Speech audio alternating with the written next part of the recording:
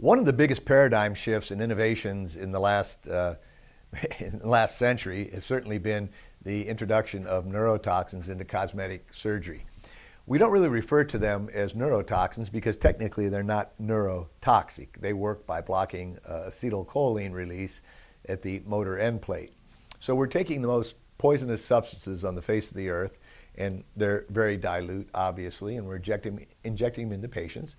It blocks the acetylcholine, which is the neurotransmitter from the nerve ending to the muscle that you have to complete that muscle contraction.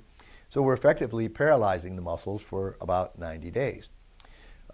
Some patients are scared because it's a toxin, and I always explain to them that if you take one Tylenol, you're fine. If you take a whole bottle of Tylenol, you'll die. And same thing with salt or anything else that we use frequently. So these minute doses in moderation are fine. And there are so many things to consider when you're injecting patients. Number one, they have to understand what to expect and what the difference is between a neuromodulator and a filler. Because some people will come back and they'll say, well, you injected Botox and I still have a wrinkle there. They have to understand that any wrinkles that are already in the dermis are not going to go away. And your informed consent is so important. It has to detail what the neuromodulator will do, what it won't do, the various complications, which really there aren't that many. I mean, bruising, and the fact that sometimes it doesn't work. Sooner or later, you're going to have a patient that calls and say that they had Botox, it didn't do anything, they want their money back. And that all needs to be addressed in the consent. And you know, what do you do when that happens? Well, some people are resistant. And by the same token, some people are sensitive, and they're going to come back and they're not going to be able to raise their eyebrows or because they're too sensitive to it. The people that are resistant, you know, if they want their money back, I mean, we've given them the neurotoxin. It's not our fault that it didn't work. I mean, if you have a cold or an illness and you go to the doctor and they give you an antibiotic and it doesn't go away, you don't go back and say, I want my money back. So this has to be described in your informed consent. If it's a patient that comes in a lot regularly, then we'll inject them. I mean, sometimes I'll re-inject them for free. Sometimes I'll re-inject them at my cost, and sometimes I'll, you know, I'm sorry, it just didn't work. Which brings up the situation of how do you charge, by unit or by area. I always prefer charging by unit.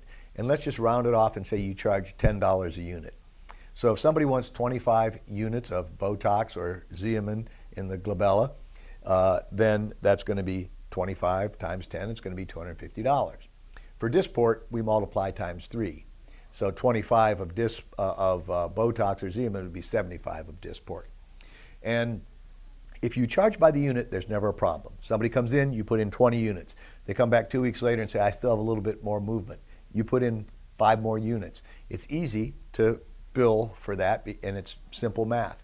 Now, if you charge by the area, some people say, well, I charge $225 for the frontalis and $225 for the glabella and for the crow's feet. Well, what happens? The patient comes back and they need a touch-up. How do you charge? You know, I mean, and it becomes complex and you can make people mad. So I have done it both ways. I'm a firm believer of charging by the unit. It's good, clean mathematics. You know, these are really safe drugs. You're not going to hurt anybody even if you inject it in a vein, an artery, a nerve. Your biggest problems are unwanted spread, and that's usually periorbital. Always, if you're a beginner, always make sure you're injecting 10 millimeters away from the bony orbit when you're up here or down here. And when you're in the glabella, frontalis, lateral canthus, that's easy, predictable areas. When you get in the lower eyelid, the upper lip, the platysmal bands, that's more advanced. And just walk before you run and follow your patients closely so you can see what this does. And this is the most popular cosmetic surgery treatment on the face of the earth, and it's really fun to do. You know, the masseters are becoming areas that we treat a lot. Although I don't treat hyperhidrosis, you can treat the palms of the hands, the soles of the feet. People are doing what they call Blowtox, like blow dry, for females that go to the gym and they don't want to sweat and ruin their hairdo, and injecting this into the scalp. People are doing meso Botox or meso neuromodulators, where they're injecting very, very extremely dilute amounts superficially in the skin. for acne and oil gland reduction. I'm not sure how much science is behind that. FDA approved for migraines, and so they're very interesting treatment modalities, and I hope you enjoy it as much as I do.